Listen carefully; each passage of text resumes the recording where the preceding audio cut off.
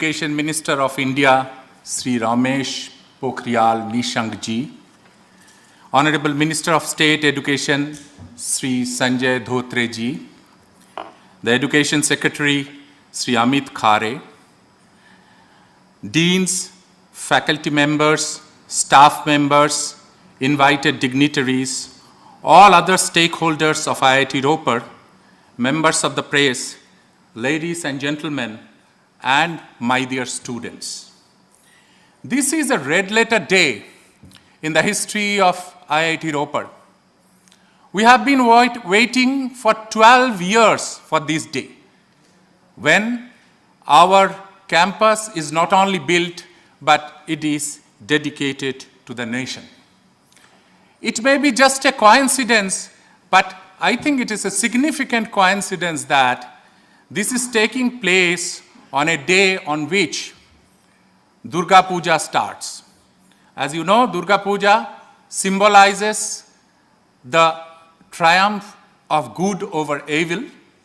And not only that, it is the triumph of light over darkness.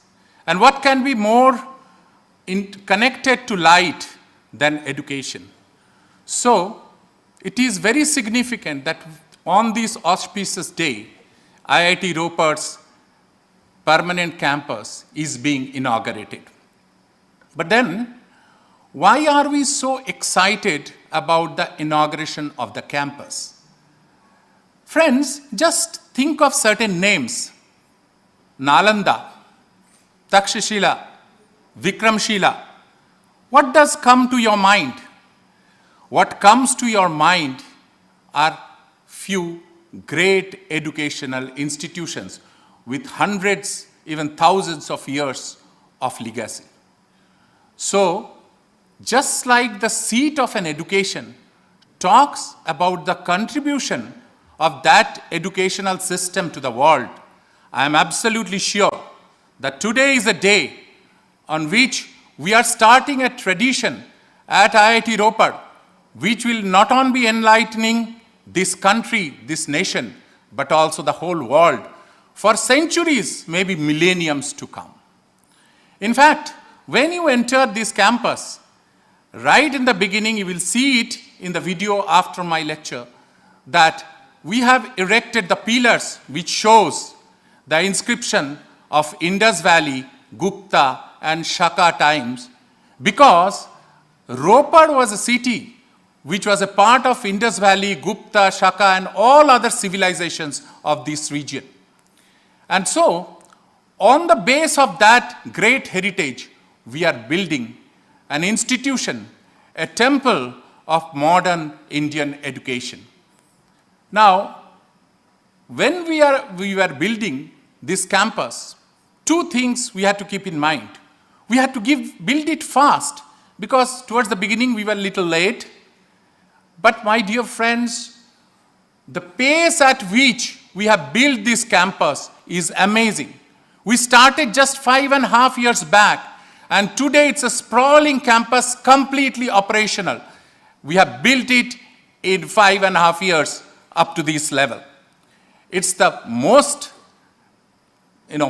state-of-the-art campus with world-class facilities that we could build within this short time. And not only that, we have also built it to the best of the quality. A testimony of that is last year, Ropar's flood, which was a terrible one. Probably that happens once in 50 or 100 years. Our newly built buildings were underwater, but the damage was almost nothing. That shows the quality with which we built this whole campus. But how did it happen? Let me explain to you what made such a sprawling campus to be built in this remote corner of the country. And that is what I will tell. 3 factors worked here. First, I must thank the Ministry of Education, which was previously known as Ministry of Human Resource Development. They have been so forthcoming. The resources were never a constraint. Whenever I went to Delhi, I made additional secretary, I made secretary, I made the minister himself. And whenever I talked about the speed at which I am building this campus, I got only one assurance. दास साहब, आप बनाते जाइए, पैसों का कभी कोई कमी नहीं होगा. And that's what happened. But if I say that ministry only provided money, that will be very unfair. In fact, the kind of monitoring which came from the ministry is really amazing. We had video meeting about the progress of IITs every month, where CPWD's headquarter was present, and we kept on discussing about the difficulties and how to overcome them. And these monthly meetings, and time to time, even the people from the ministry came here, saw the progress physically, and that created the kind of enthusiasm which brought it forward. But at this point of time, I must also congratulate CPWD. You know, quite often we see negative things that government departments do not work. But for IIT Ropar, I would say it's an example. The speed, the concern for quality, and the concern for the whole, campus to come up to the level that it has come today was amazing from CPWD side. I will particularly mention two people, Mr. Gopal Varshney and Mr. Gurbaksh Singh, who led this construction. I talked to them 12 o'clock at night, 1 o'clock at night, and they were ready to come at the dead of night to the campus if there is a problem, if there is a criticality. With this kind of a cohesion between the institute and the CPWD, we work together. We never thought that CPWD is another concern to whom we have given contract. We thought we are the part of a family, and for which we created something called a project monitoring group. This group consisted of not only CPWD and us, but we brought experts from the entire country. And every 15 days, we were holding meeting. 88 meetings of the project monitoring group has taken place till today. And we were going to every building, solving every problem on the ground. And the result of that is this amazing piece of architecture and scientific endeavor, which has come out here. In fact, people are coming today to see just the campus of IIT Ropar.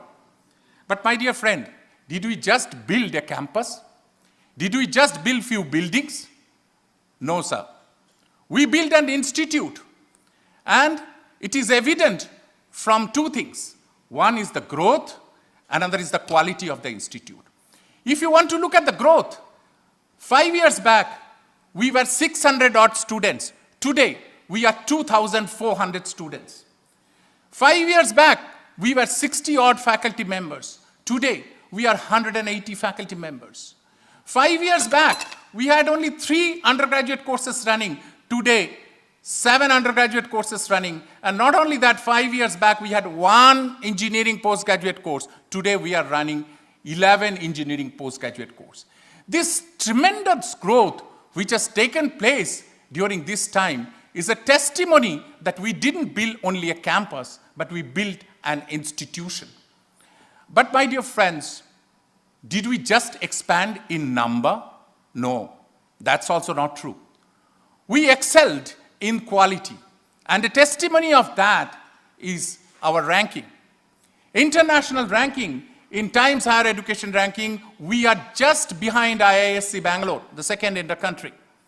We got Asian ranking, we got new emerging universities ranking, and the 25th ranking among engineering institutions nationally in the NIRF is also not really our performance.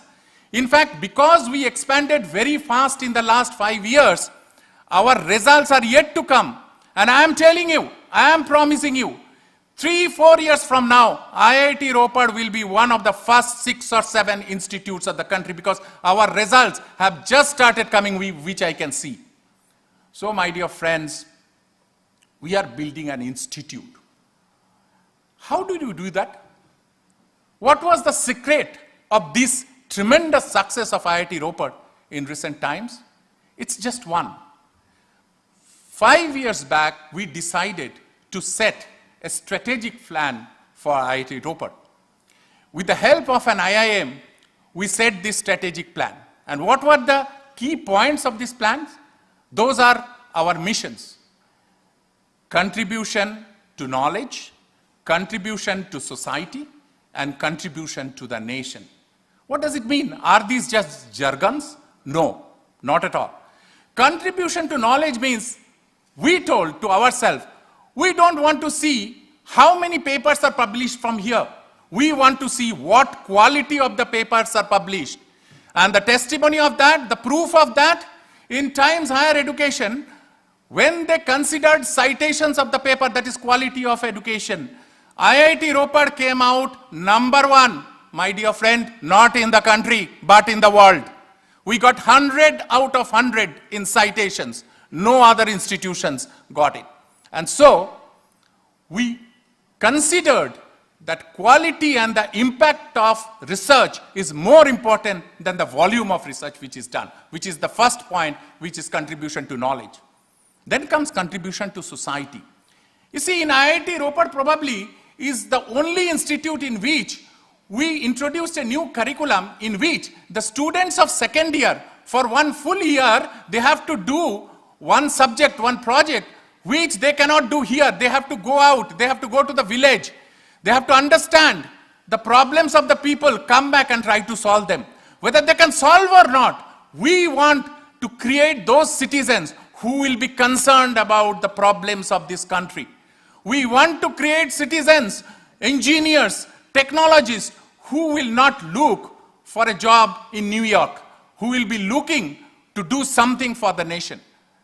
The other thing, if you look at recently, the Department of Science and Technology, DST, gave 17, ICPS, Cyber Physical System on Artificial Intelligence and all that, 17 hubs to different institutions.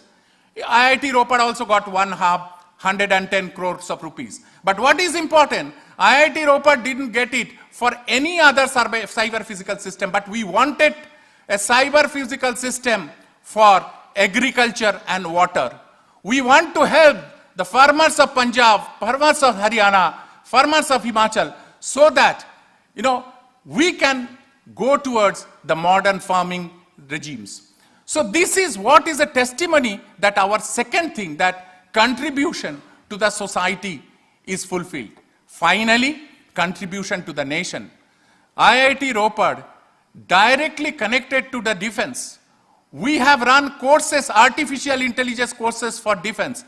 Our first professor of practice is General P.M. Bali, who was the commandant in the Doklam standoff. We have made him the first professor of practice. We are having, with the Army Design Bureau, we are taking a lead in creating aerospace hub in this region of the country. And along with that, you look at the amount of innovation that has taken place during this COVID crisis in IIT Ropar. IIT Ropar thinks that, contribution to the nation is the highest one. Finally, I would like to tell, if anybody asks that with all these achievements, am I happy? No. I am not happy, I am not contented because I have a dream. I have a dream that this will not become only the best institute of the country. I have a dream that this will become one of the top institutes of the world. Within 25 years, if NTU in Singapore can become one of the top 10 institutes of the world, why not IIT Ropar? Why not? I have a dream that our people will get Nobel Prize. Why don't have a dream that we will solve the problems of water, agriculture, the problems of industries of this region and the nation, the problems of our defense forces that IIT Ropar will do. Why don't I dream that? We have to dream it, and we all collectively dream it, because as APJ Abdul Kalam once said, dream is not something which we see in sleep. Dream is something which doesn't allow us to sleep. And we will not sleep. IIT Ropar's students, faculty, you come 12 o'clock at night, 1 o'clock at night, you will see the labs, the lights are on, the students are working. This is the kind of enthusiasm that we have developed, and with this, I am absolutely sure in the coming days, IIT Ropar will not only emerge as a global destination for education, the Nalanda and the Takshila of new times, but IIT Ropar will be one to which everybody will show this is an institution which is contributing to the nation. Thank you very much.